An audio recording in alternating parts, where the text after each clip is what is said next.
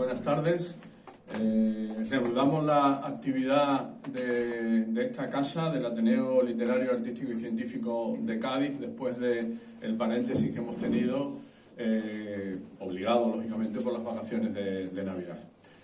Volvemos con una programación intensa que comienza esta tarde, en concreto con una conferencia dictada por el doctor ingeniero don Francisco Rodríguez Pezzi, que versará sobre las corbetas descubiertas y atrevidas de la expedición de Malaspina. Tema marino y, por tanto, qué mejor presentador que don José Ramón Pérez Díaz Alersi, adjunto a este presidente, al que le doy la palabra para que haga la presentación del conferenciante. Sí, con la venia, presidente. Concedido. Me quito la mascarilla, si Sí. no lo veo ahí.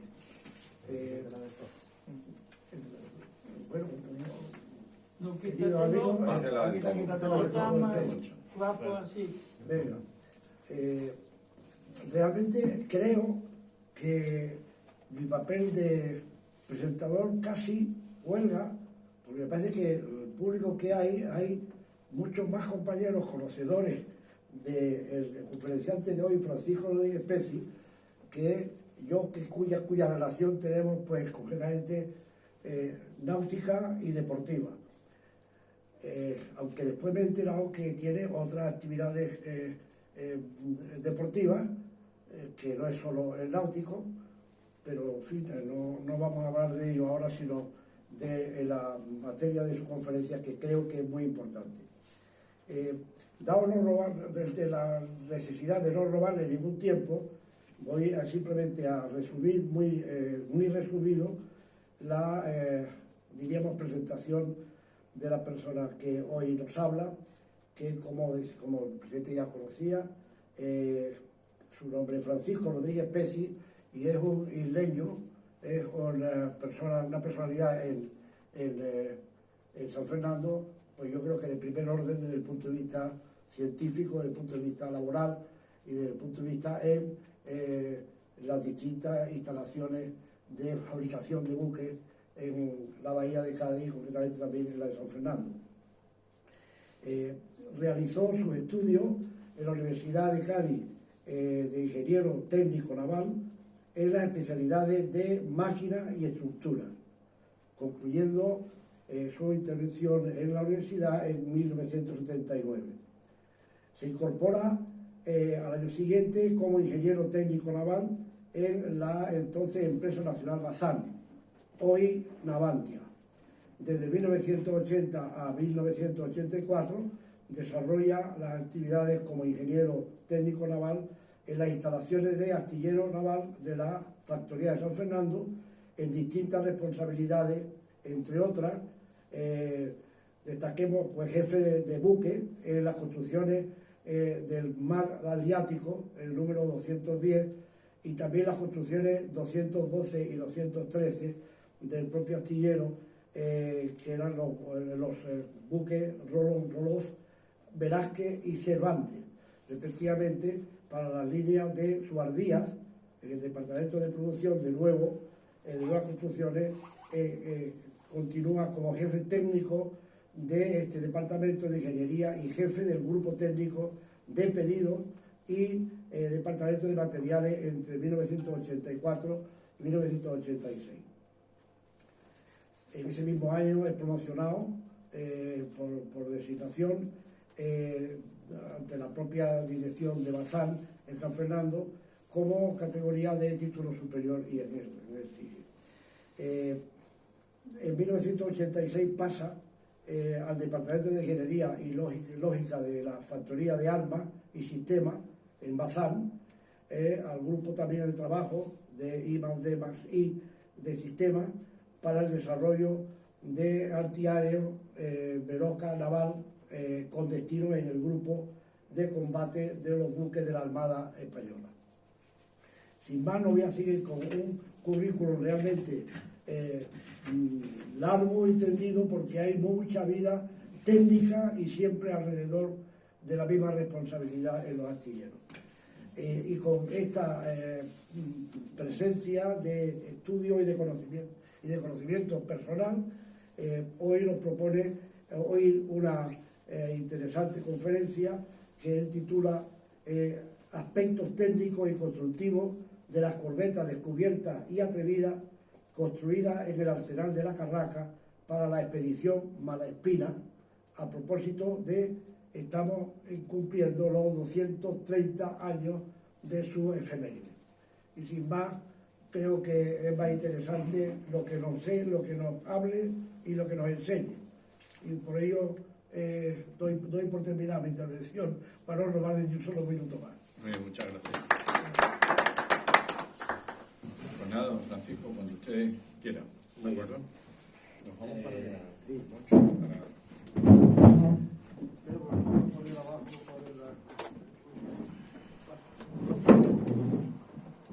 Con la venia, señor presidente. Señoras y señores, buenas tardes. Y bueno, mis primeras palabras de agradecimiento a don José Ramón por su afectuosa y cariñosa presentación de mi persona. Y también agradecer al Ateneo esta oportunidad que me brinda de poder llevar a cabo dos objetivos fundamentales que me he planteado a lo largo de la tarde y en la presente conferencia. Una es poner en valor la que fue la mayor de las expediciones realizadas en el siglo XVIII y el reconocimiento de una de las figuras más importantes y grandes del siglo XVIII, del siglo de la Ilustración, en la Armada Española, como fue don Alejandro Malaspina. Miren, en la expedición de Malaspina hay mucho que hablar y yo tengo esta tarde una gran limitación de tiempo. Y por tanto, cuando hay una limitación de tiempo, una de las cosas más primordiales que se pone cualquier conferenciante es realizar un trabajo de síntesis lo suficientemente condensado para transmitir el mensaje que quiere llevar con la presente conferencia. Si algo fue importante en esta expedición, que como digo, fue la expedición más grande que se realizó en el siglo XVIII, y así lo refleja María Dolores Higuera, prestigiosa conocedora de todo lo que rodea todo el universo de Malaspina, ella habla de la más grande de las expediciones que se realizó en el siglo XVIII. A lo largo de mi intervención voy a aportar datos que no están publicados a fecha de hoy y también voy a intentar desmantelar una teoría que, como veremos en las distintas, como vaya avanzando a lo largo de la tarde, que se acuñaron erróneamente sobre esta expedición, que fue una expedición malograda. Si hubo algo importante en esta expedición, aparte de todas las personas que la integraron y el propio Malaspina, fueron dos barcos que se construyeron específicamente para esta misión, para esta gesta.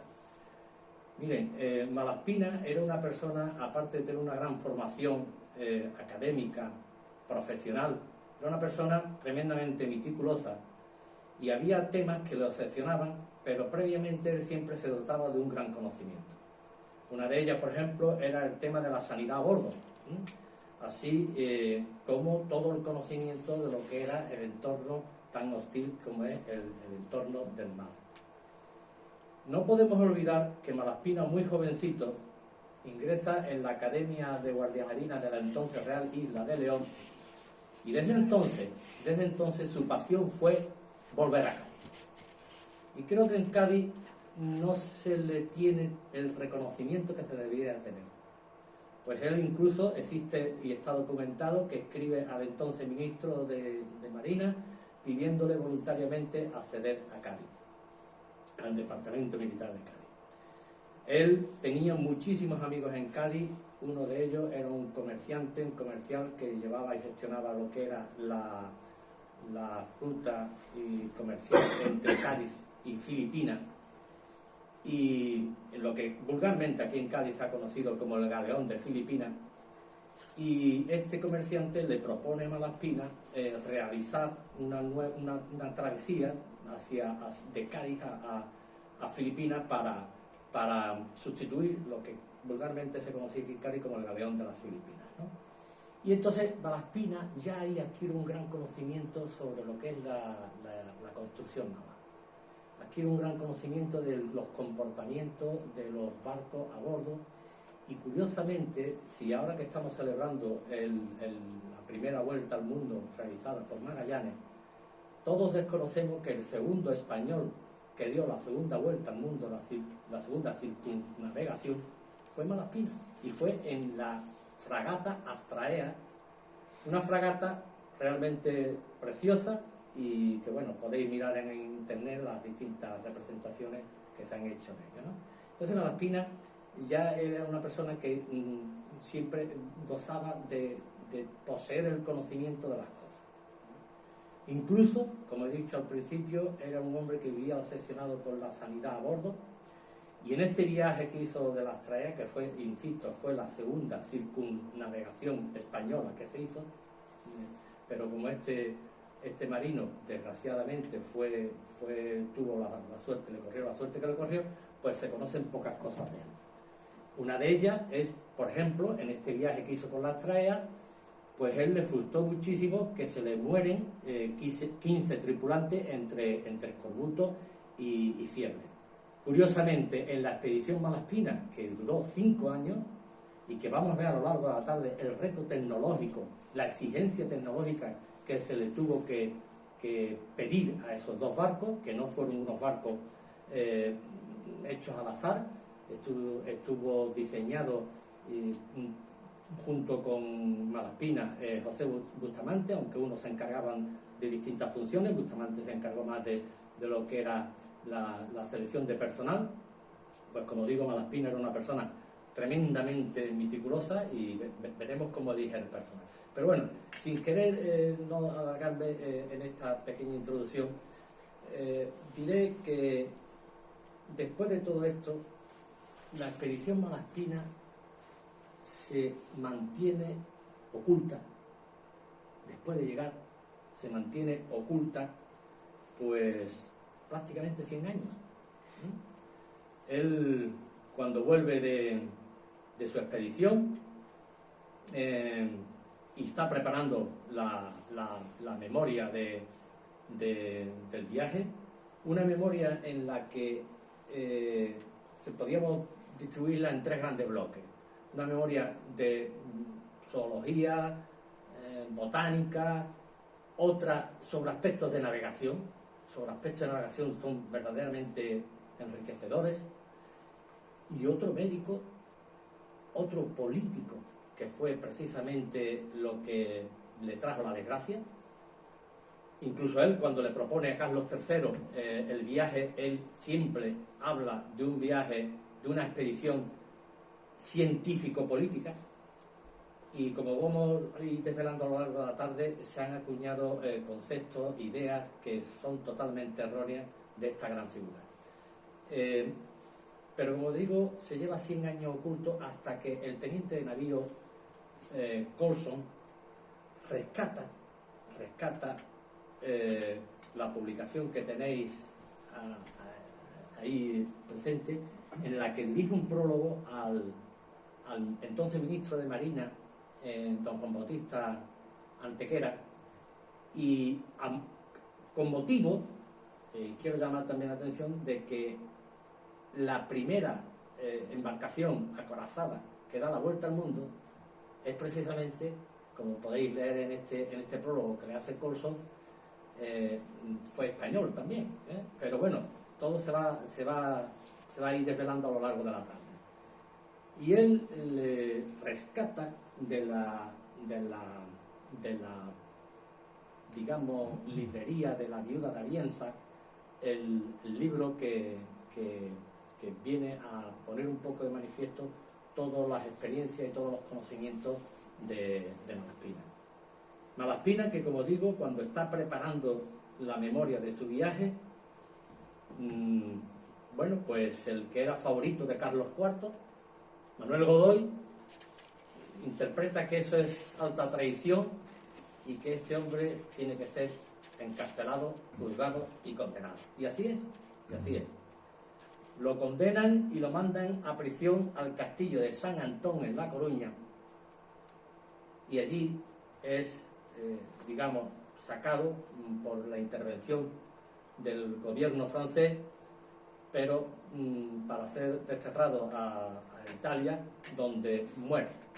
Muere, lamentablemente. Yo me quedé sorprendido la primera vez que fui consciente del dato. Muere con 55 años. Y todo su legado se oculta durante 100 años. Un legado, como por ejemplo podía decir, un legado en el que se registraron 14.000 especies botánicas nuevas, muchas de las cuales se encuentran en el jardín botánico. Para aquel que no haya ido, es una maravilla ver el jardín. Estudio de 500 especies zoológicas de los 3 continentes, más de 900 ilustraciones hechas por unos pintores realmente maravillosos como era Brambilla, Bauzat. Bueno, yo he tenido la pena de ver la cajita de pinturas de Bauzat en el National Gallery inglés. Vale. Aparte de que era una cajita de pintura, Bauzat también era cartógrafo y tiene todo su aparato y todo. Bien, como digo, un conocimiento tremendo de botánica, de medicina, de construcción naval, de cartografía, de navegación, de estudio de los astros, en fin, un conocimiento tremendo. Como digo, después de ser condenado allí al castillo de San Antón, Malaspina partió al destierro hacia su tierra natal en 1802, gracias a las presiones de Napoleón, y como digo, muere en 1810, con la edad de 55 años.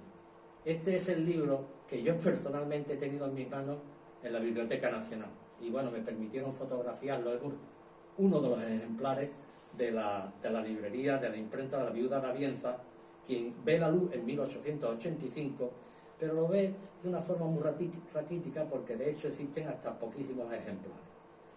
Como digo, si tal vez Malaspina se lo hubiera dejado sacar en su momento todos sus conocimientos, quizás la historia de España hubiera sido otra, pero ha sido la que ha sido, ¿no? Malaspina era consciente y tenía conocimiento de su experiencia en el viaje que hizo en la Astrea.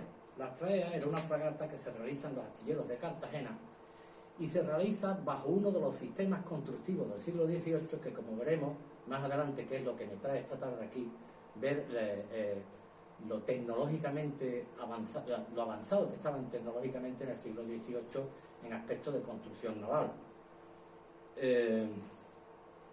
Como digo, en 1788 se inicia en el arsenal de la Carraca la construcción simultánea, bajo la dirección del ingeniero comandante del arsenal, Tomás Muñoz, dos corbetas nuevas, gemelas, con los últimos avances tecnológicos, y que fueron votadas el 8 de abril de 1789. Miren, no quiero que pueda resultar una frivolidad. No existe ningún precedente en el siglo XVIII, ni XIX, ni XX, que se hayan construido dos barcos en paralelo y en un plazo de tiempo tan corto como fue el que se realizó estas dos corbetas, 10 meses. De hecho, en la correspondencia que está depositada en el archivo del Museo Naval, la parte de manuscritos, él, cuando le hace el planteamiento del viaje a las autoridades militares de Marina del entonces y al propio Carlos III, él ya le dice que las fragatas han de ser construidas en 10 meses. Pero miren, para aquellas personas que lo conocen el tema y para los que no lo conocen, os voy a decir, en mi experiencia que he tenido en la construcción naval, hay un momento que es el momento de la botadura. El momento de la botadura es crítico porque es un momento concreto en el que se tiene que calcular muy bien el tema de las mareas y hasta dónde llega el agua. A mí me llamó muchísimo la atención cuando yo era joven, y una de las primeras botaduras que yo vi en la grada de la entonces Bazán, hoy Navantia, pues había unas rayas rojas, y yo le pregunté al maestro: oiga, ¿y esas rayas rojas? Y dice: mira, es que Cuando el agua está ahí ya no se pueden botar los barcos. Bueno, pues imaginen ustedes el reto que pudo suponer hacer dos corbetas, que eran fragatas, vamos a ver que eran fragatas, en 10 meses, y botarlas las dos el mismo día, un 8 de abril, donde no puede existir más de un margen de unos 20 minutos. Y además la botan calculando las mareas y calculando la distancia en la grada, de la misma forma que se han calculado hace cuestión de 4 meses cuando se botaron las corbetas de Arabia. Es decir, las mismas tablas que se utilizan para el cálculo de marea. O sea, realmente algo que nos debería de hacernos sentir orgullosos como españoles, porque era el siglo XVIII, ya hay otros avances. Bien, pues Malaspina en estas dos corbetas va a introducir muchísimos avances tecnológicos. Yo voy a destacar dos porque tengo una limitación de tiempo. Y voy a destacar dos porque como usuario que soy de un velero, pues una de las cosas que a mí me llama mucho la atención es la instalación de un pararrayos a bordo de un velero para que cuando te caiga un rayo no te quite los tornillos de la orza y se te vaya la orza. Bueno, pues Malaspina va a implantar en uno de estos barcos, incorpora un pararrayos de última generación que consistía en una pieza metálica, troncocónica, de 1 metro de longitud, desde la que descendía una cadena de un espesor variable hasta el agua. Y eso es lo que hace cuando cae el rayo, es lo que hace que actúe como pararrayos. Es una de las novedades que implanta Malaspina en estas dos corbetas. Ya digo que todo fue importante, pero si algo fue imprescindible para este viaje fueron estas dos corbetas.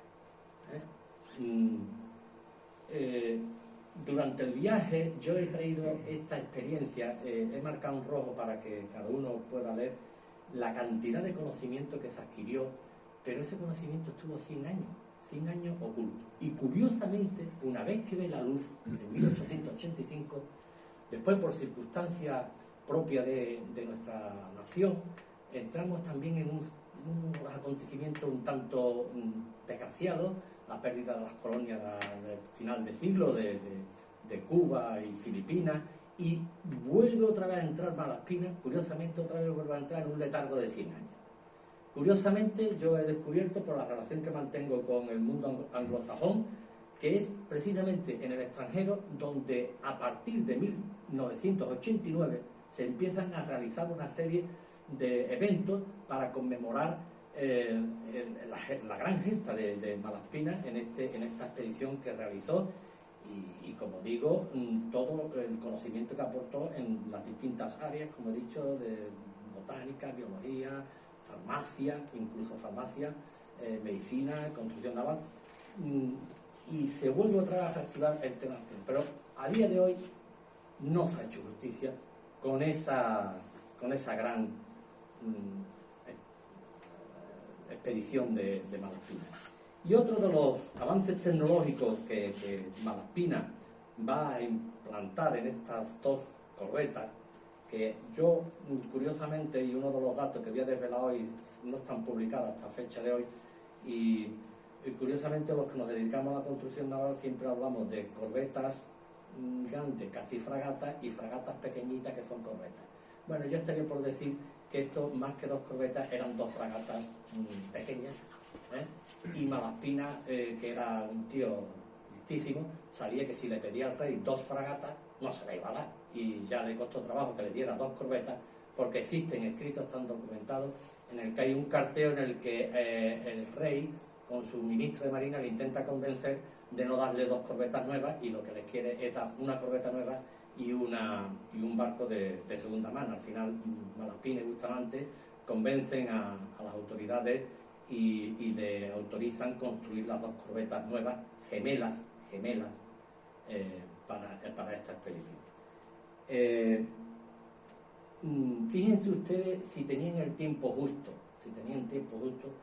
que las pruebas de mar, y está documentado, las realizan el 5 de julio y las realizan desde el Arsenal de la Carraca al puerto de Cádiz. Aquí está una representación del pintor Carlos Parrilla Penabo, al cual, pues bueno, yo le invité, aparte de pedirle autorización para hacer uso de sus cuadros, Y bueno, él dijo que era un orgullo para él que en una conferencia del Ateneo, el segundo Ateneo más antiguo de España, se pudieran publicitar sus cuadros. Y este, pues bueno, puede venir a representar ese día, ¿no? El día de las pruebas de mar que estaban sumamente ajustadas. Existe un grabado que está en el Museo Naval de Barcelona y que después de mucho cartearme con la directora del Museo Naval y convencerla que tenía que dirigirme a ella en español, me costaba mucho trabajo en catalán, pero cuando la cultura está por medio, pues las tonterías se olvidan y al final accedió a hablar conmigo. Esta es una representación de una construcción en paralelo del siglo XVIII y que está datada en 1748 porque se hace referencia a las reales maestranzas de la Armada, pero que al final casi la conservadora del Museo Naval de Barcelona me llega casi a confesar que puede que existiera un error y que no se tratara de 1748 y que fuera 1788 y que se estuvieran hablando de la construcción de las dos corbetas que fueron motivo para el viaje de la expedición de Malaspina.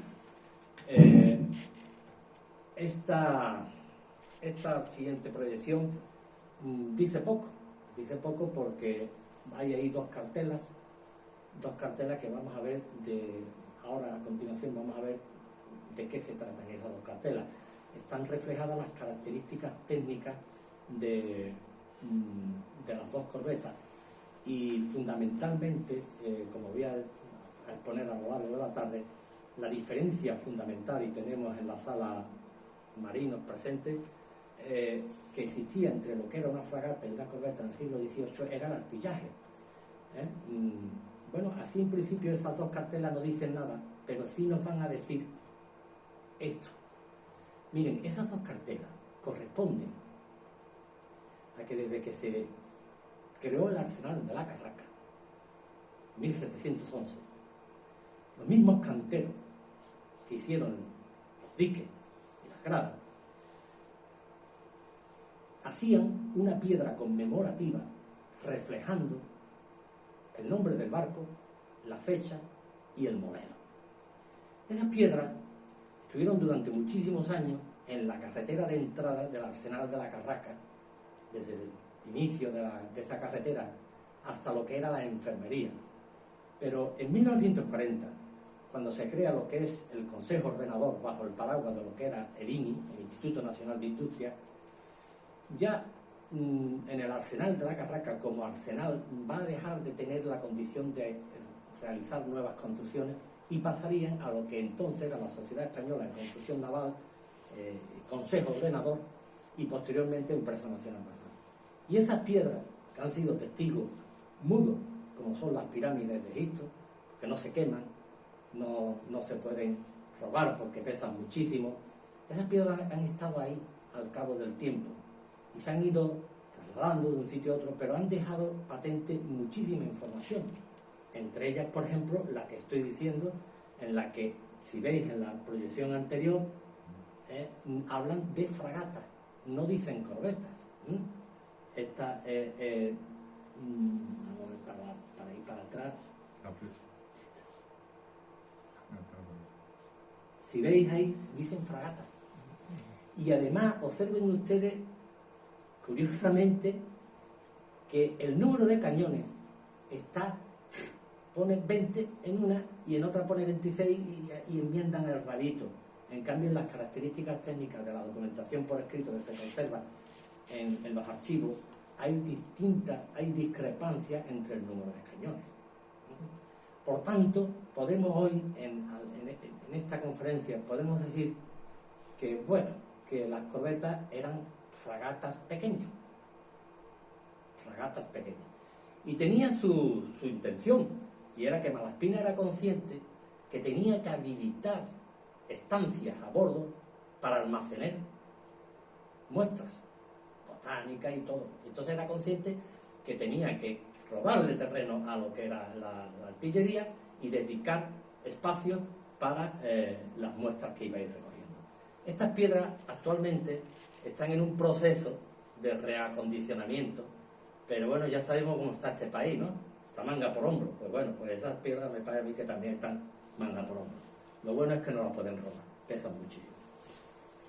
Este es un grabado, existe muchísimos grabados en Madrid, en el Museo Naval, pero yo traigo este porque es anónimo, pero es el que representa una construcción naval en el arsenal de la Carraca. En primer plano veis que es de cierto aporte. La puerta que estáis viendo ahí es la que actualmente está en la carretera. Todo el mundo dice la puerta de Carlos III, pero no es de Carlos III, es Carlos IV, porque era cuando reinaba Carlos IV. Bien, pues como decía yo, María Dolores Rodríguez Higuera Rodríguez, que es autora del catálogo crítico de los documentos de la expedición, en su presentación, no es Francisco Rodríguez Pesi, María Dolores Higuera, dice: por razones de la política y a causa de las ideales reformistas, quedaría proscrita y olvidada una de las más grandes expediciones del siglo XVIII. Y lo digo de verdad, porque fue la más grande de las expediciones que se realizaron en el siglo XVIII. No existe comparación alguna, no existe comparación alguna. Tenía unas vertientes de una riqueza de conocimiento impresionante. Todo el legado de Malaspina está perdido. Está perdido. Yo mantengo relaciones a través de correos electrónicos con historiadores ingleses y actualmente lo que es la parte del tratado político está perdido. Aún está perdido. Y ha habido 4 centros que han sido receptores de la documentación, y parte de lo que fue todas las experiencias del conocimiento de los comportamientos de los barcos también están perdidos, o al menos ofrece gran dificultad encontrarlo. Como voy a intentar plantear a lo largo de la tarde, quiero que nos quedemos la puesta en valor de la más importante de las expediciones del siglo XVIII y el reconocimiento de una gran figura que era Alejandro Malaspina, una persona que hablaba 5 idiomas y fue educado en los Clementinos de Roma. Allí fue donde conoció a Gravina.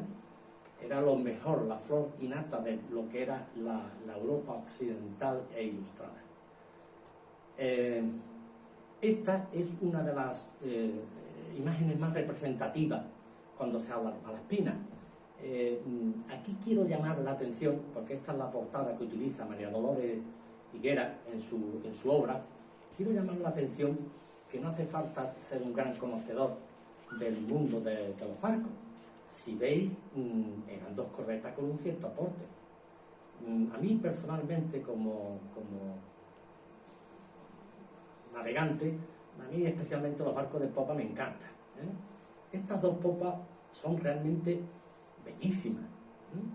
Incluso ya aquí pues vamos a desvelar a lo largo de la tarde otro de los conceptos que se acuñan erróneamente.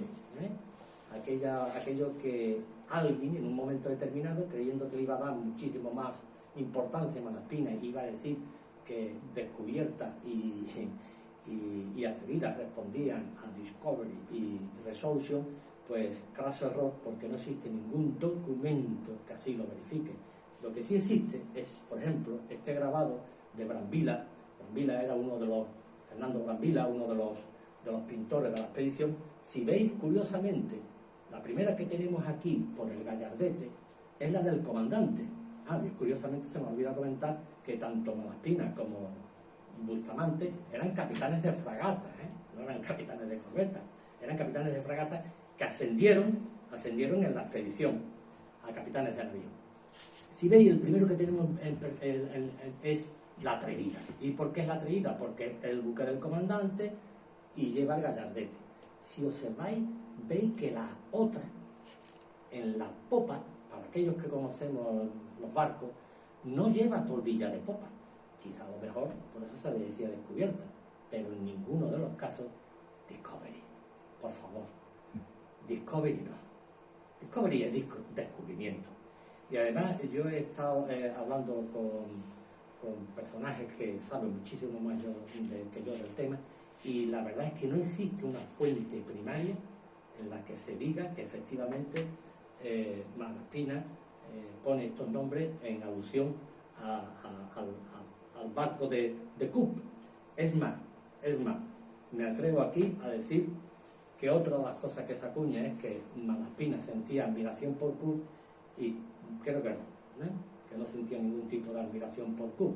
Como veremos, las motivaciones de Cook eran totalmente distintas a las de Malaspina. Malaspina, como digo, hablaba 5 idiomas, estuvo criado en los Clementinos, y Cook, la formación que tenía era en la cantina del puerto, donde se enteraba quién era el que tenía la cartografía, la última cartografía. No le quito el mérito a Cook, que fue un gran navegante. Me he permitido, como dibujante que soy, a esas 2 popas que hemos visto, hacer un esbozo para que vean ustedes la belleza de esas dos popas, ¿no? Es más, miren, yo he leído, claro, en inglés, y traducirlo al español cuesta una interpretación, una traducción libre. El almirantazgo inglés decía no apresar los barcos españoles, o sea, no hundir los barcos españoles, apresarlos, porque aparte de su belleza, son barcos robustos. Así lo escribe el almirantazgo inglés. Curiosamente, en la última correo electrónico que tengo me dice un colega inglés, dice, hombre, Francisco, a ver cuándo vas a hacer la idea a los españoles que más enemigos que los ingleses, vuestros enemigos sois los propios españoles. Se hizo mucha injusticia con todo el tema de Malaspina, y actualmente se sigue haciendo.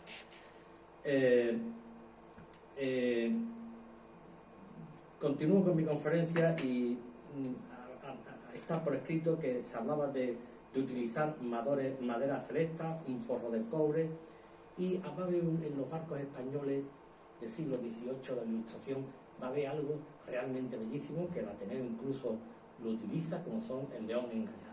En la proa, los barcos españoles serán distinguidos por el mascarón de proa. Mascarón de proa que, bueno, aquí tenemos el de la Atrevida, que fue rescatado en Montevideo, y precisamente se pudo datar que era de la Atrevida por la madera que era de Pinus silvestris. Porque vamos a ver la magnitud, la capacidad técnica que tuvieron que tener estos 2 barcos para realizar un viaje completamente, lo vamos a ver más adelante. Y al final, bueno, la Atrevida fue hundida allí en Montevideo para impedir que los barcos ingleses, pero que cumplió con todo su ciclo de vida, y estuvo durante bastante tiempo en servicio hasta que fue hundida allí en Montevideo. Luego, por una real orden, un real decreto, se quita algo tan bellísimo como era el león engallado en la proa. Pero curiosamente, sobre estos temas hay una cosa curiosísima, porque tenemos una de las grandes figuras en la Marina de la Ilustración, como es Jorge Juan, que aparte era un gran espía, y él, como vamos a ver adelante, parte importante del desarrollo de lo que es la industria, la construcción naval en España.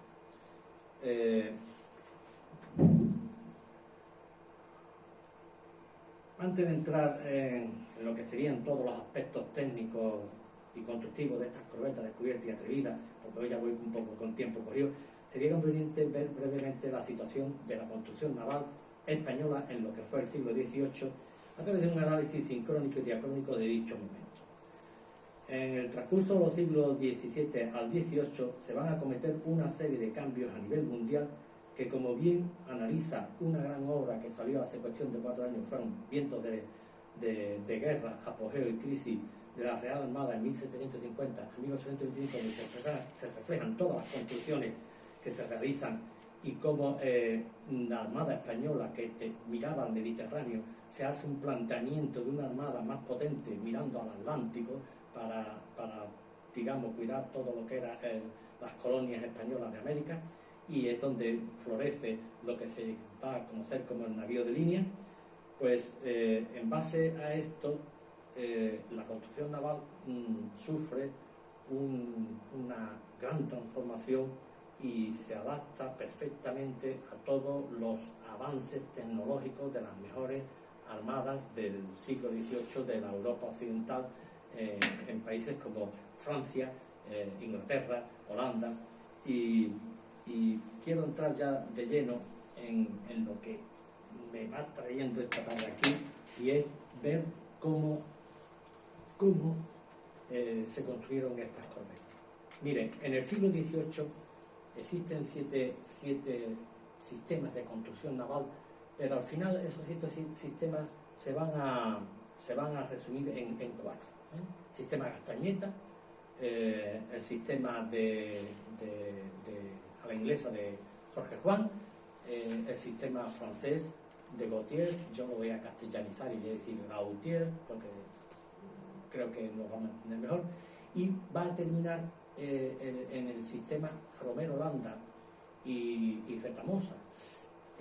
Estos 4 sistemas de construcción van a estar durante todo el siglo XVIII.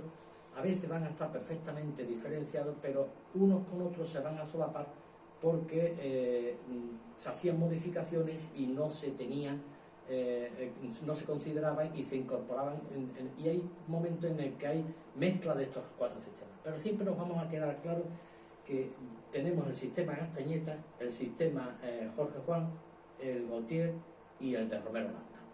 Y vamos a ir a ver qué diferenciaba cada sistema. Mire, para ver cada sistema habría que tomar un punto de referencia. Hay puntos de referencia en la industria naval, como es el tajamar, los escobenes, las mesas de guarnición, las serviolas y las cintas. Yo, por limitación de tiempo, no me puedo detener en todo y me voy a detener en el más significativo y característico para cualquier persona conocedora del mundo naval o no conocedora del mundo naval, que es el tajamar.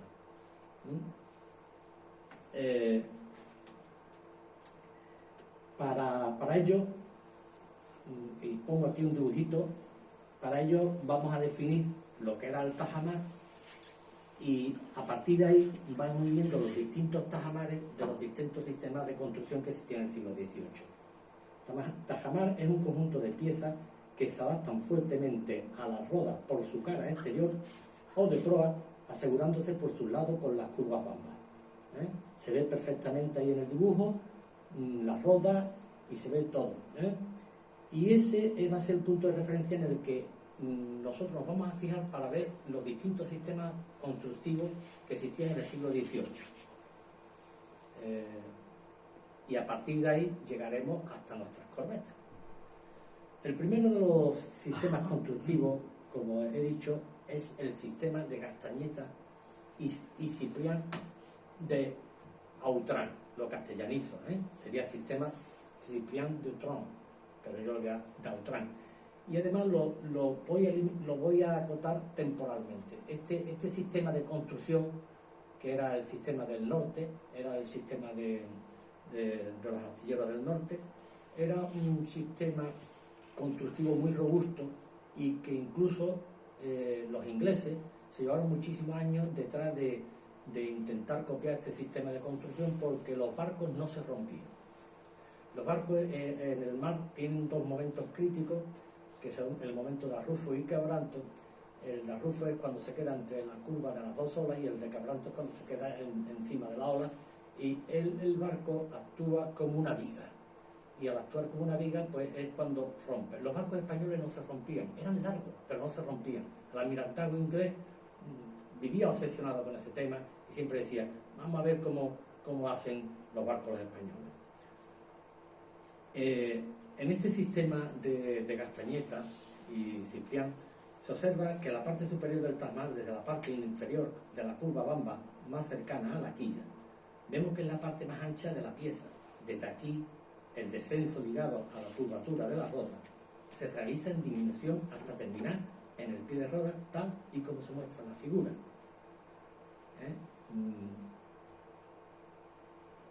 Castañeta, existe es una fotografía que realicé yo en el archivo del Museo Naval sobre su libro de las proporciones de construcción. Según Castañeta y Anteñano Galdácano, en su libro La arquitectura naval,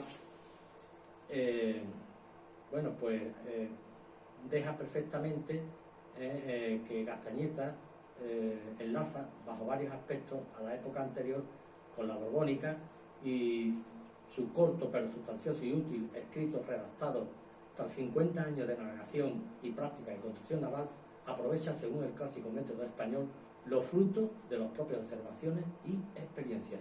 siempre están buscando sus experiencias.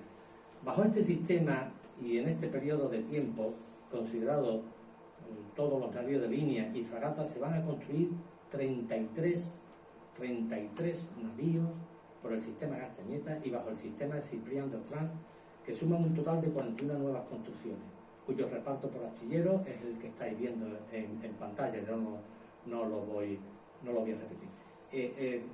Y voy a dar un corte aquí en mi conferencia porque tengo la limitación de tiempo y sí voy a dejar patente de que seamos conscientes de la actividad industrial que había, la riqueza, cómo se generaba trabajo, cómo genera trabajo la industria. Fíjense ustedes que estamos hablando de hacer 40 y tantos barcos, 50 y cuantos, tremendo, repartido entre los distintos astilleros españoles, que fundamentalmente, al final, son 3 los que quedan: Ferrol, Cartagena y la isla de León, o la bahía de Cádiz, porque cierto es que la Carraca hay un momento en el que comparte la construcción naval con lo que es el Puntales, y se ponen en práctica cosas interesantísimas, como es en el siglo XVIII la construcción modular. O sea, empezaba a hacer el barco en Puntales, pasaba la Carraca y la Carraca se botaba.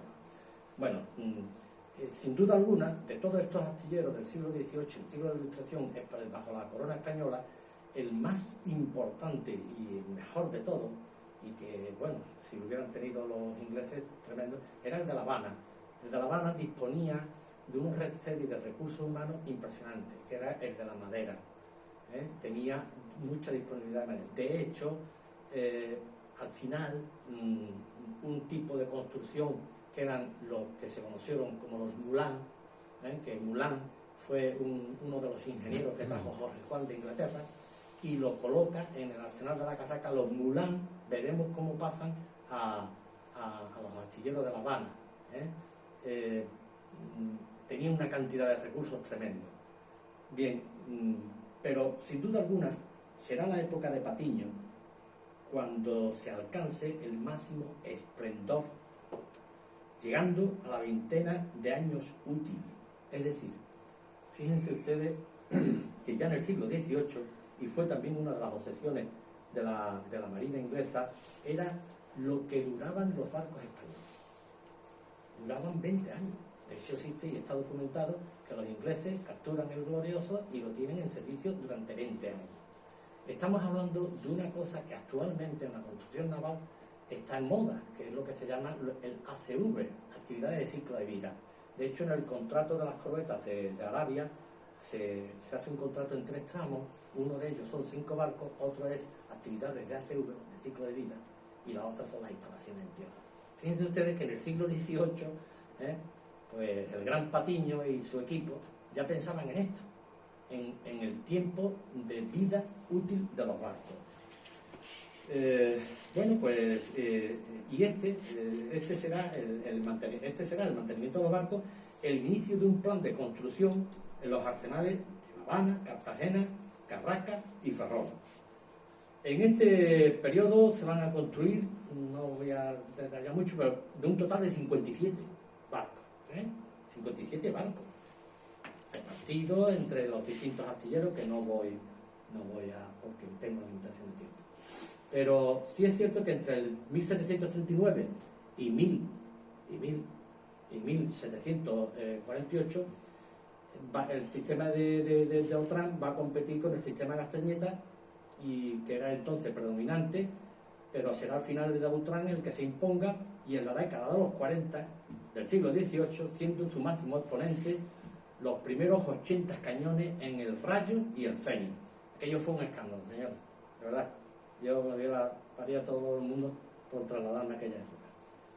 Para nuestro estudio en los aspectos técnicos y constructivos de las corbetas descubiertas y atrevidas, bueno, primero sería interesante hablar de las fragatas. Ya vimos que cuando se datan en las piedras se habla de fragatas, y ahí en la pantalla pongo un par de definiciones que es de una tesis doctoral. Creo que son de las definiciones más adecuadas que he visto, y que al final lo que vengo a mantener es que la diferencia entre la fragata y la corbeta se trataba fundamentalmente en el artillaje, como estáis viendo en esa pantalla. Vamos al siguiente sistema, que es el sistema de Jorge Juan, o sistema inglesa, y en este sistema la anchura del tajamar en su parte más alta es mayor que en la de los navíos diseñados por Castañeta. Sin embargo, la disminución hacia el pie de roda, como veis, no es igual a la anterior. En un punto de su estrechamiento empieza a aumentar hasta llegar al pie de roda, empernándose en esta pieza y el extremo de proa de la quilla. Ahí hay una línea ficticia entre los puntos A y B, que es la que realmente, ya veis, he cogido una representación en la que se pueden ver los escobenes, las curvas bambas, para tener claro también el concepto que estábamos hablando. Pero, como os comentaba hace un rato, las misiones de espionaje llevadas a cabo por Jorge Juan en Londres y otra gran figura como fue Antonio Ulloa en distintas cortes europeas van a desplazar ingenieros navales ingleses y holandeses para los arsenales españoles. Entre ellos vamos a destacar que para el arsenal de la Carraca fue Edward Bryan, para el Ferrol fue Richard Rupp, y para el arsenal de Guarnizo Howell, y para la Carraca, como os dije, Mateo Mulán, castellanizado. Fíjense ustedes las alturas de mira, ¿no? Ya en aquella época, pues estos ingenieros eran los Cristiano Ronaldo y los Messi, eran de la construcción naval, ¿eh? Y Jorge Juan era consciente de que para reactivar este sector concretamente en lo que era la bahía de Cádiz, tenía que contar con los mejores.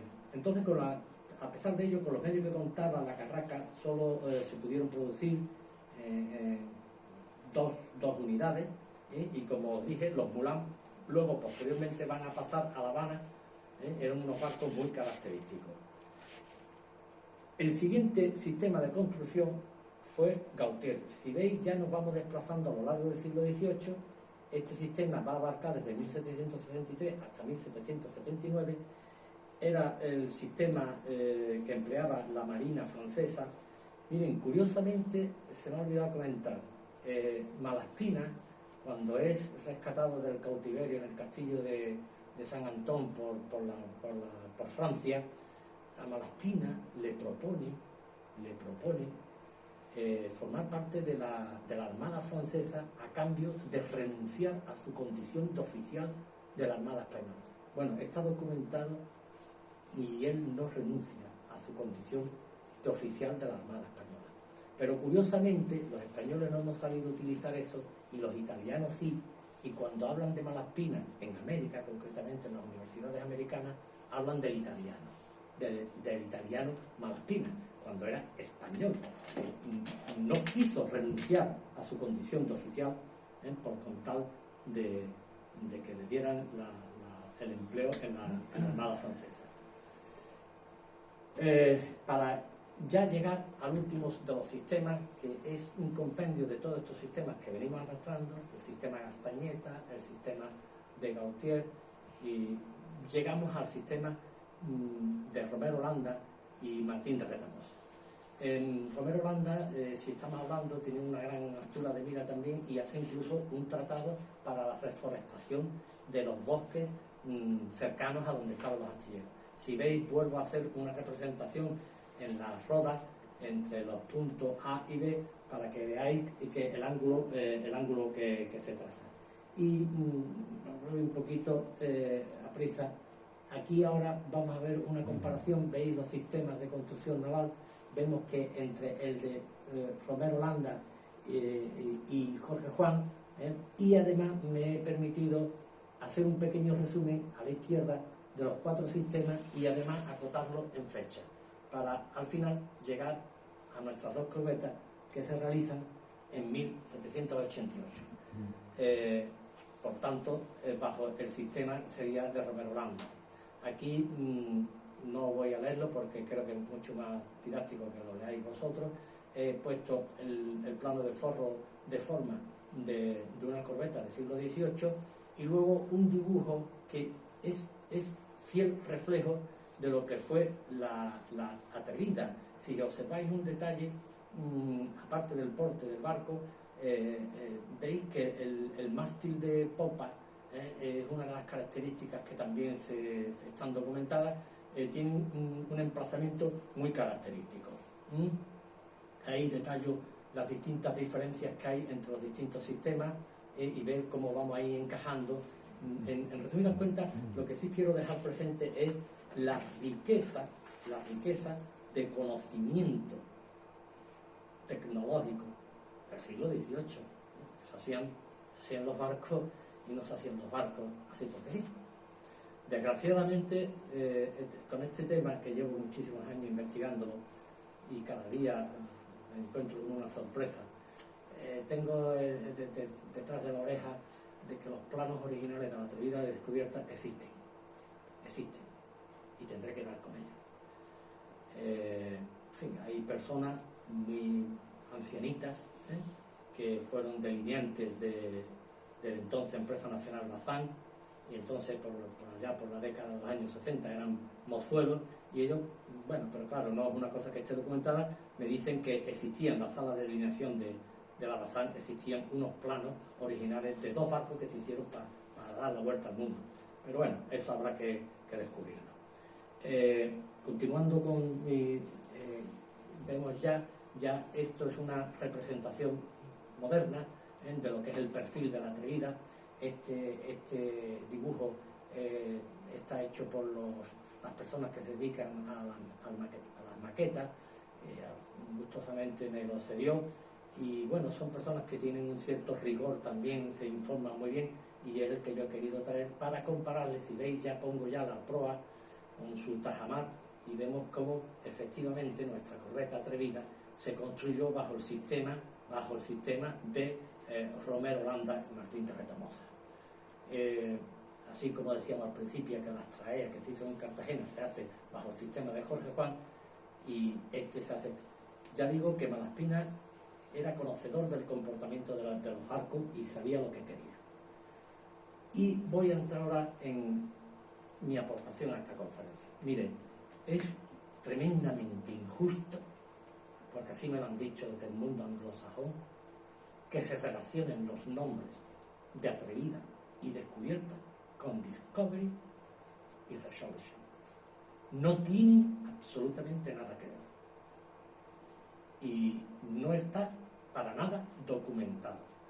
Existen documentos, y es cierto que cuando Malaspina le propone el viaje a Carlos III, él le habla de 2 corbetas gemelas que se llamarán Atrevida y Descubierta, bajo la advocación de Santa Rufina y otras santas.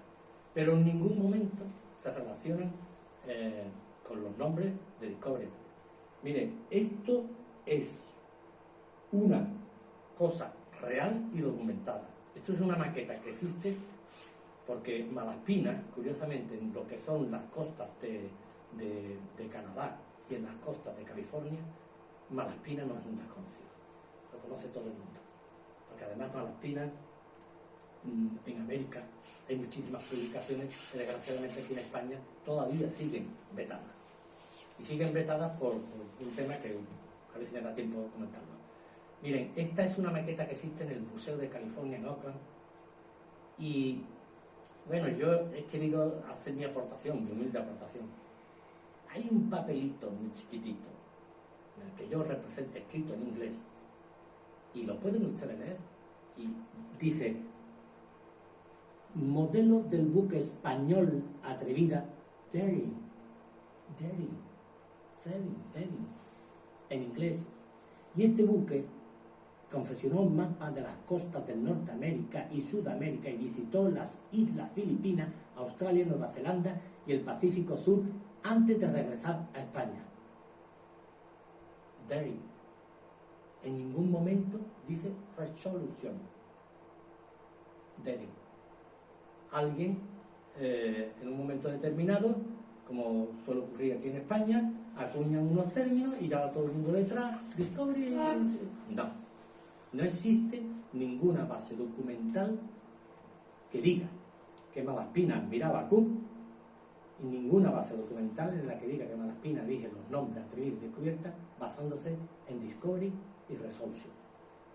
Y yo hago mi aportación desde esta tribuna de orador del Ateneo de Cádiz para hacer justicia, porque me parece que incluso viniéndome y lo tengo documentado en correos electrónicos, que en el mundo anglosajón no se explica, que no hace falta darle más importancia a Malaspina relacionándolo con sus personalidades.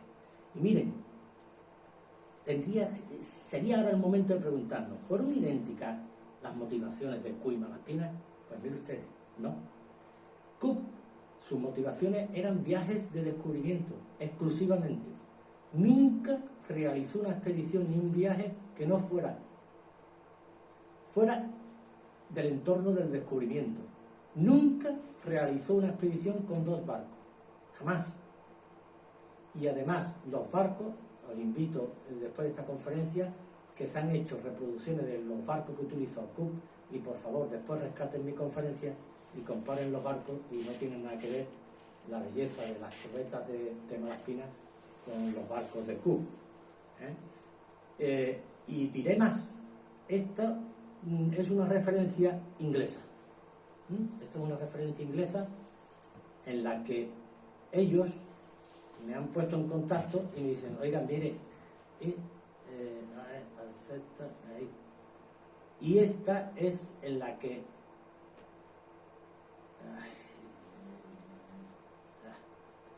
es que hablé con ellos para que hicieran una traducción al español y afortunadamente la hicieron, y quiero que vean ustedes lo que dicen los ingleses, los que siempre hemos dicho. Bueno, aparte veáis, esta es la original inglesa, en el que dice que es un viaje científico-político, en ningún momento, y ven ustedes cuando han accedido, después de yo mucho convencerles, la traducción no es mía, la traducción la han hecho ellos, y quiero que, la verdad, es realmente plausible que los propios ingleses digan esto. El 30 de julio, esto es una traducción que han hecho ellos, el 30 de julio de 1783, hace ahora 225 años, las corbetas atrevidas y descubiertas, en ningún momento dicen Discovery, ni Resolution, ni nada de eso, parten del puerto de Cádiz en dirección a las costas de América Filipina y otras islas del Pacífico. A bordo viaja la flor innata de la ciencia y la marina española de la época. Esto no lo dice una página española, lo está diciendo una página inglesa, como habéis visto, de la sociedad. La expedición fue propuesta al gobierno por Alejandro Malaspina y José Bustamante, que contaron con la aprobación de Carlos III, el gran rey Carlos III. El objeto era conocer la situación de las posesiones españolas en ultramar, así como sus tesoros naturales, analizándolos de modo similar a como lo hacían los científicos ilustrados de Francia e Inglaterra. En ningún momento habla de Bougainville, ni de Cook, habla de naciones. Desgraciadamente, dice, desgraciadamente, Malaspina, cuando presenta el trabajo, está preparando el trabajo, como dice ahí, con algunas instituciones coloniales, lo que aprovechó Godoy, el intrigante Godoy, para encarcelarlo, como hemos visto, y lo tacha de revolucionario, y será hasta el siglo XX. Hasta el siglo XX no se ha rescatado y destacado la importancia de aquella iniciativa de la España ilustrada. La reciente expedición Malaspina del 2010 pues pone un poco y hace justicia a este tema. Quiero llamar la atención de que se perdió todo un conocimiento en muchísimas áreas, medicina, botánica, zoología, construcción naval, y aquí es una página inglesa. Los propios ingleses hacen una conmemoración de monedas y hablan de viajes de descubrimiento. Bueno, no voy a ver esto porque creo que el tiempo me come y quiero poner lo más importante, que es las conclusiones. A ver si esto se ha quedado colgado. ¿Se ha quedado? Sí, se ha quedado esto colgado. A ver. Bueno, ya parece que coge aquí. No voy a conectarme ya más a internet. Eso, no voy a conectar más a internet y voy a avanzar. Es que no hemos visto la página de internet.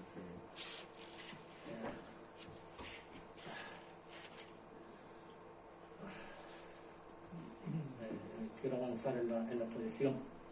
Quiero avanzar, pero no me deja. Aquí. Ahí. Bueno, Ahora. y ya para ir terminando, fíjense ustedes que hemos estado hablando toda la tarde de la ventaja competitiva del sistema de las proas, ¿no? Miren, este es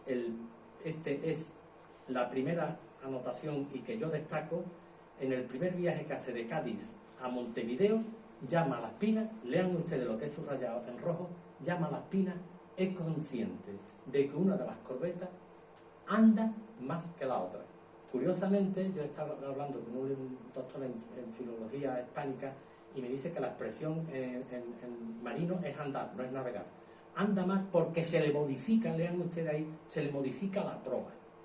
A una de las corbetas se le modificó la proa y fue lo que posibilitó hacerla más boyante y por tanto brillante. Vean ustedes la magnitud, la capacidad técnica que tuvieron que tener esos dos barcos para hacer este viaje, este tremendo viaje, que no fue una circunnavegación porque salta la guerra y se tienen que volver. Y por eso no cruzan el Cabo de Hornos. Fíjense ustedes aquí esta imagen que traigo del pintor del Pozo, y lo traigo expresamente por su belleza, porque son las corbetas en la Patagonia, pero para que veáis el emplazamiento de los mástiles y veáis el de popa cómo está un poquito, veis el descuadre que hay, pero que es lo que va a diferenciar ese tipo de barco de esa época. Por eso la traigo. Y aquí traigo dos representaciones realmente espectaculares. Una es hecha por el propio Brambilla, la corbeta en la Atlántida, y la otra inspirada en esta original de un marino que yo tuve el gusto de conocerlo, era un abuelete cariñosísimo, como fue Fernando Esteban Arteaga, ¿no? Arteaga Arriaga. Y él tiene en las oficinas centrales de Bazán, entonces, hoy en Navantia, existe un cuadro que es pintado por él del Cano. ¿Veis? Digamos, la capacidad técnica que tenían que tener estos barcos para hacer estas navegaciones por aguas tan hostiles como eran las aguas de la Antártida.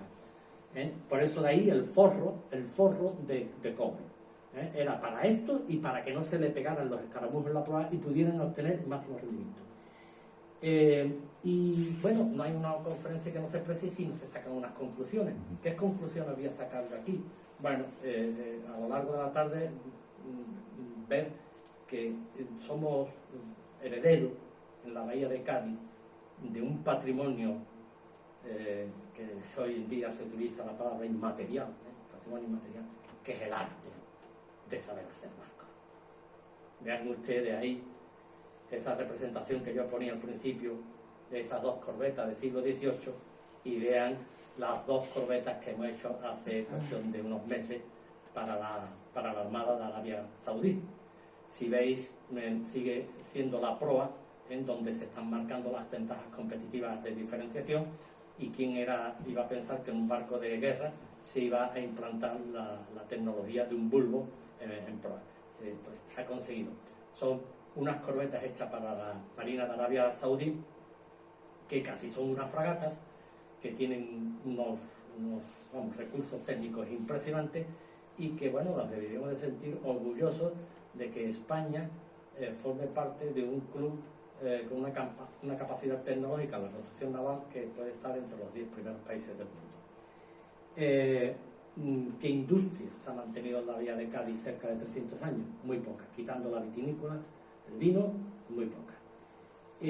Pero ¿qué hacemos aquí en España? Mejor que nadie, eso lo hacemos de maravilla, quitar lápidas conmemorativas.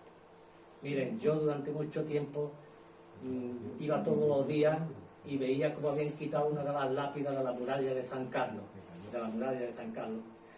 y yo decía, pero ¿por qué han quitado esto?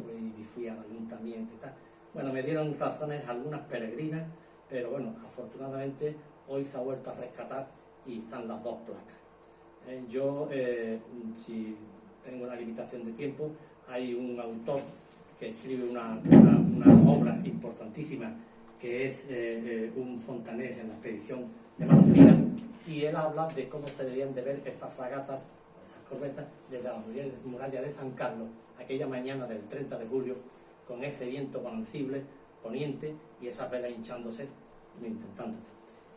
Bien, esto es lo que hacemos en España maravillosamente bien, pero en el extranjero, señores, saben hacer las cosas mejor. Yo me he quedado sorprendidísimo que en Canadá, en Vancouver, bueno, Malaspina es el no ganar. Tanto es así que hay una universidad que lleva hasta su nombre y que fue relanzada a partir del aniversario de 1989. Claro, si uno va allí como español, pues Malaspina es italiano, desgraciadamente. Una de las universidades más prestigiosas, y aquí en España, pues bueno, pues no somos capaces de ver lo que pudo suponer, cómo pudo cambiar la historia si todo aquel conocimiento de Malaspina se hubiera empleado adecuadamente y no se hubiera acallado durante 100 años y luego posteriormente otros 100 años.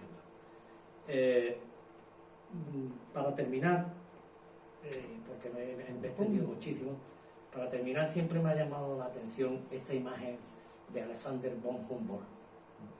Miren ustedes, Alexander von Humboldt era riquísimo, tenía una gran fortuna y él financió su expedición, pero también pidió ayuda a la corona española. Alexander von Humboldt decía de Malaspina lo que ahí está escrito, que lo pueden ver perfectamente ustedes. Él decía que este capaz navegante es más celebrado aún por sus desgracias que por sus descubrimientos. Miren ustedes, yo lo desconocía por completo, pero bueno, en este estudio del arte que he hecho de este tema, Alexander von Humboldt desvía su expedición para conocer a Celestino Mutis. Alexander von Humboldt sí que sentía admiración por Malaspina. Y muchas veces yo decía, si algún escritor supiera esta historia, podría escribir que tal vez en 1796, cuando Alexander von Humboldt pasaba por delante del castillo de San Antón, a lo mejor desde una de las celdas, el malogrado Malaspina vería la fragata de Alexander von Humboldt y se dejaría llevar, como cuando él hizo su expedición. Miren, hoy para mí es un privilegio estar en esta tribuna del Ateneo Literario, Artístico y Científico de Cádiz. Yo soy un fiel defensor que las disciplinas se tienen que entroncar. Y hoy voy a entroncar la literatura, la poesía, la prosa, con la ciencia, con la técnica. He estado toda la tarde contando temas de construcción naval.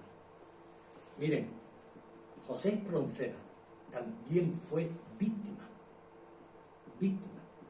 del absolutismo que se vivía en España. Y también sufrió el destierro.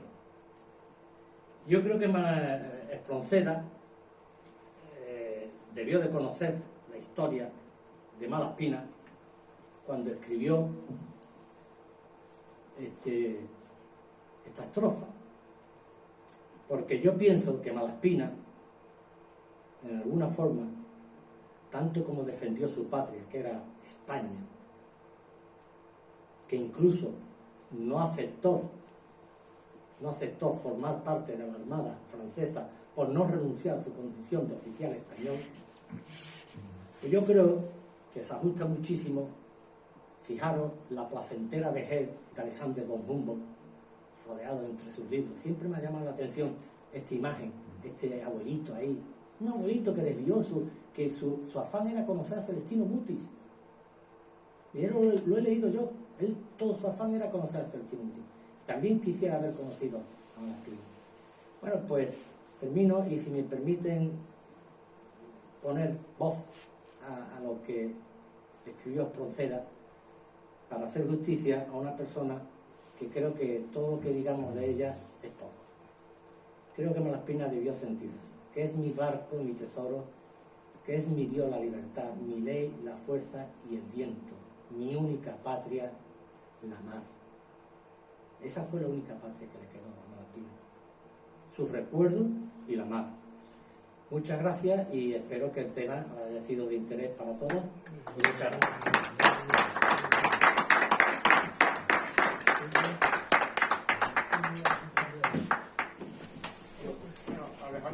Malaspina, aquí no tiene la universidad, pero o sea, la escuela de hidrografía que está aquí en Cádiz se llama Alejandro Malaspina. Se llama Alejandro Malaspina, no lo sabía. Pero el cambio de nombre ha sido reciente, de 15 años para acá. Porque hice la especialidad de hidrografía y cuando yo hice la especialidad no se llamaba Alejandro Malaspina. Muy bien, pues muchas gracias por esta brillante conferencia. El honor ha sido nuestro de este Ateneo por recibirle con la conferencia que de alguna manera recuerda a Malaspina, pero también de alguna manera recuerda lo nefasto que somos con nuestra propia historia, que desgraciadamente no es reivindicada como tiene que ser reivindicada y desgraciadamente pasa desapercibida y miramos con mejores ojos afuera de nuestro país que dentro de nuestro país. Es costumbre de esta casa siempre abrir un debate o si tienen alguna pregunta o algún comentario que hacer a la conferencia de don Francisco Rodríguez.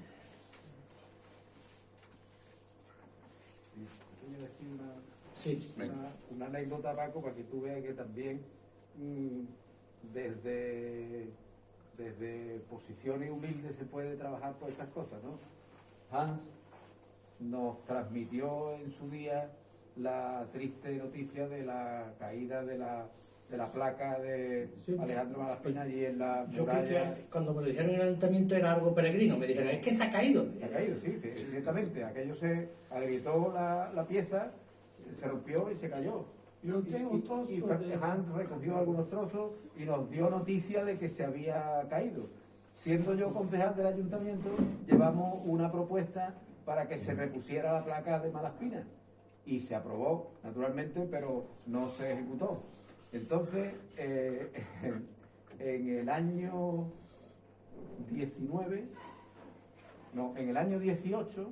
2018, el colectivo Cádiz con el Cano, que también estamos vinculados al colectivo, y damos con ocasión de la salida del Cano, cada año se hace un homenaje a algún marino o algún navegante ilustre. Se decidió hacer el homenaje a Malaspina, a la expedición Malaspina, y se hizo precisamente allí en la muralla donde estaba la placa, que entonces no estaba. Y lo que hicimos fue fabricar con la fotografía que Hans había tomado de la placa cuando estaba entera, fabricamos una placa de cartón y pusimos la placa de cartón en la muralla. Hicimos el homenaje con la placa de cartón. Entonces invitamos al ayuntamiento y como vieron que habíamos puesto la placa de cartón y que aquello ya empezaba a tomar tinte de chufla, pues se decidieron a reponer la placa originaria a poner nuevamente la Hay placa. un matiz, anteriormente no ponía italiano y ahora pone italiano. El marino italiano habla. Bueno, yo creo que el texto, porque Hans tiene fotos, creo que el texto es el mismo. Lo que sí es cierto es que esa placa no se la brindó la ciudad de Cádiz, se la brindó el pueblo natal de Malaspina en Italia. Sí, correcto. No recuerdo ahora mismo el nombre. No recuerdo el nombre del pueblo, pero la placa no fue brindada por la ciudad de Cádiz, sino por el pueblo natal. ¿Cómo? ¿Montecatini? No. Ahora me acordaré. O sea, que fue un regalo. El ayuntamiento en un principio decía, bueno, pues vamos a decirle a estos señores que hagan otra placa y nos la manden. Digo, hombre, por Dios, tendremos que reponer nosotros, que tenemos que tener... Mulazo.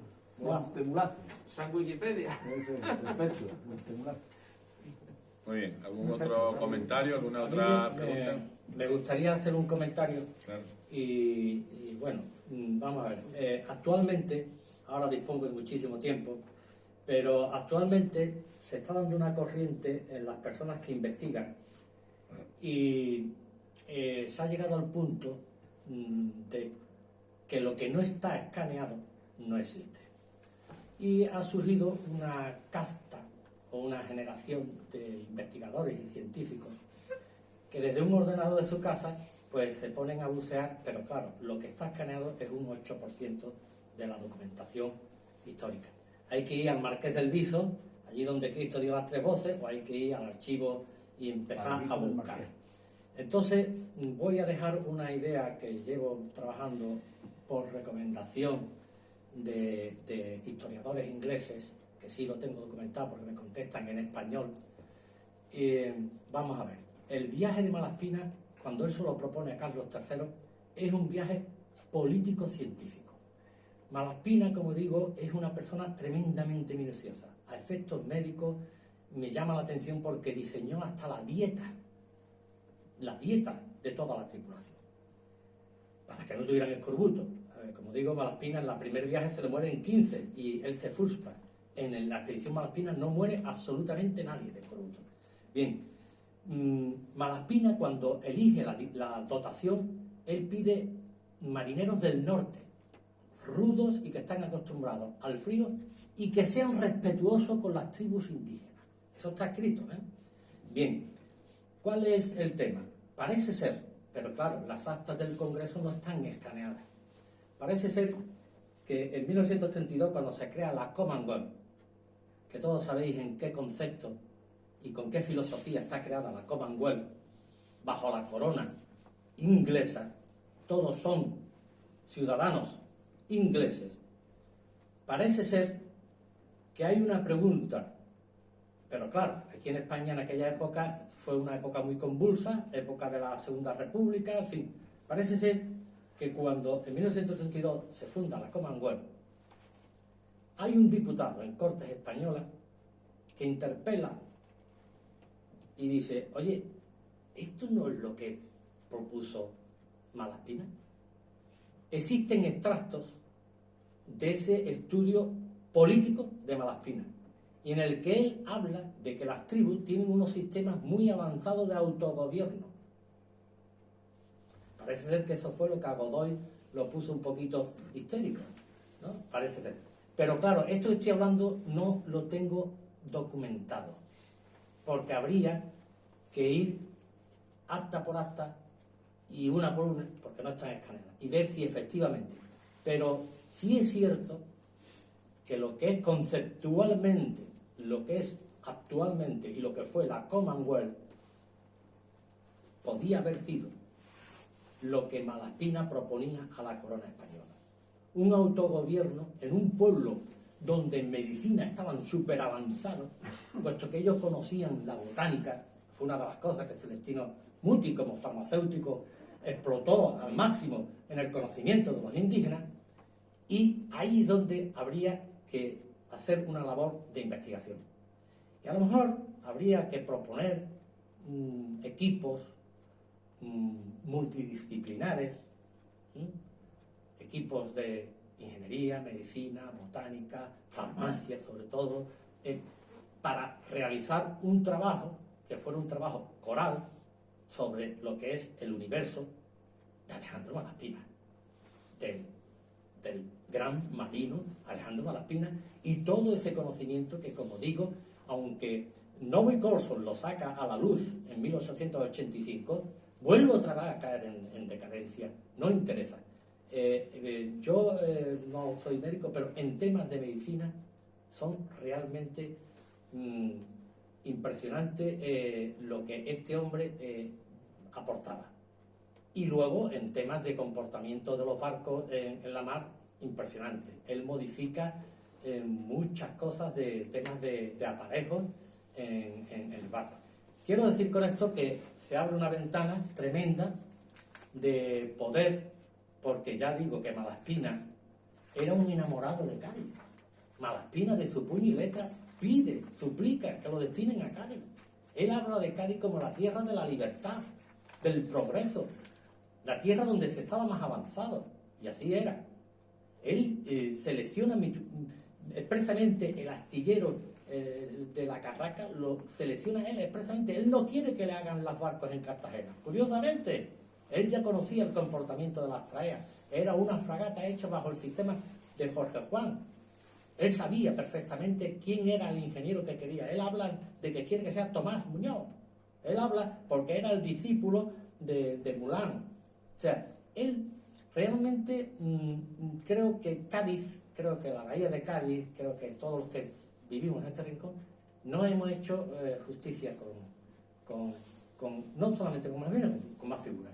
Y sobre todo, tenemos un bien inmaterial de la humanidad, que es que hacemos barcos como nadie.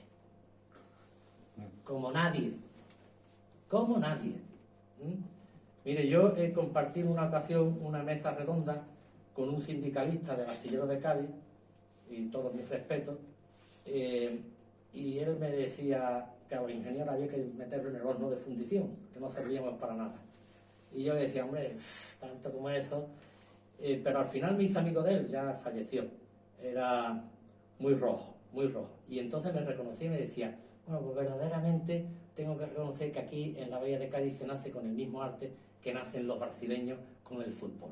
Nacen con un don especial para jugar al fútbol, nosotros nacemos con un don especial para hacer barcos. Y se nos debería de conocer en todo el mundo, en la Bahía de Cádiz. Cuando digo la Bahía de Cádiz, digo lo que es Puerto Real, la isla, el propio Cádiz, porque, por ejemplo, un tema interesantísimo, los lobos grises de la Alemania nazi se hicieron aquí en Cádiz, eso lo desconocen muy poca gente, ¿no? Y cuando salen en las películas los lobos grises y llevan en la proa una E, todo el mundo cree que la E será de Edimburgo, no, la E es de Echevarrieta, fue el que le hizo el contrato al presidente del gobierno. Y bueno, y está ahí, ¿no? O sea, y actualmente hemos sido capaces tecnológicamente de generar un submarino, el S-80, con una tecnología que solo son capaces de desarrollar actualmente una decena de países del mundo.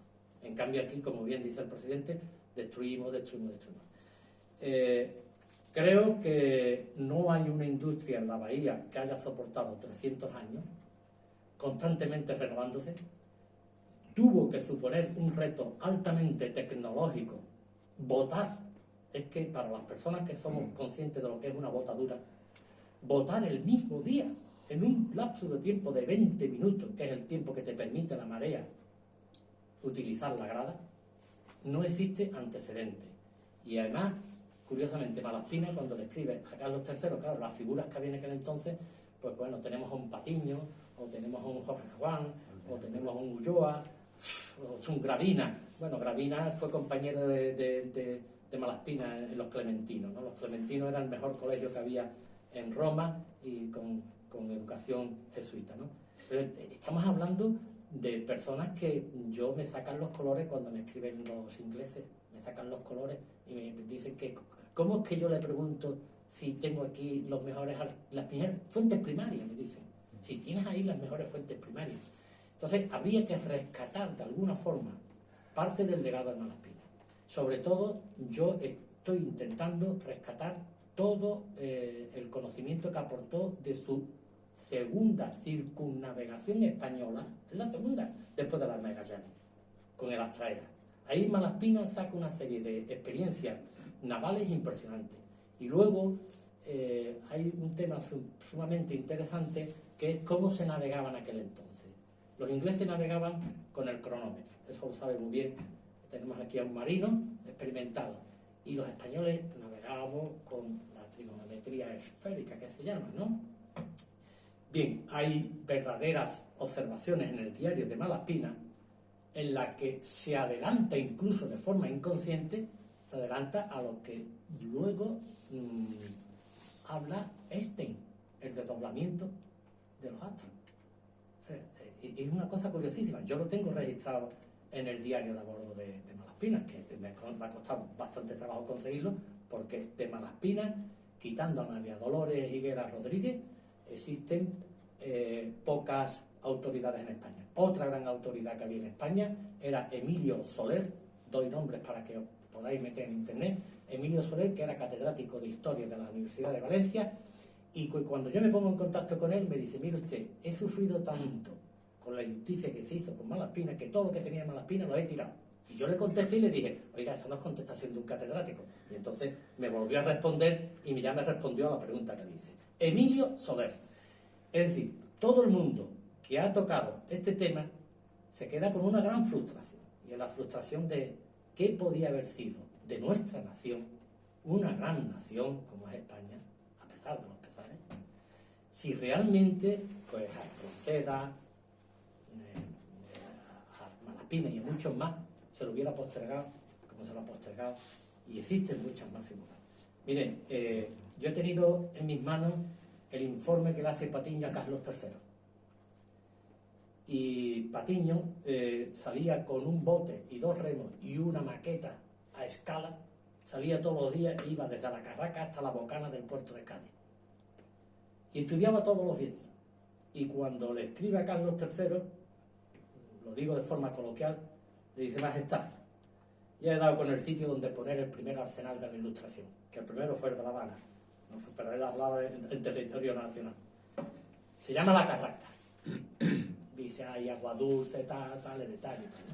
Dice: pero mire usted, Majestad, con todos los vientos se entra y con todos los vientos se sale.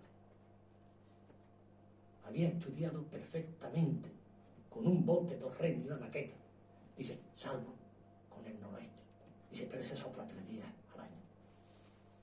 Yo cuando voy en mi llano de 21 pies y monto por ejemplo, a Ángel Cervera, digo: vamos a ir a la Carraca. Siempre me dice: oye, ¿y vamos a poder ir y volver? Digo: con todos los vientos se entra, con todos los vientos se sale. Dice: ¿seguro? Digo: lo dice Patiño. Es decir, quiero con esto decir la brillantez de un Ulloa, de un Patiño, en fin, y aquí pues nos deslumbra Master and Commander. Nos deslumbra Master and Commander.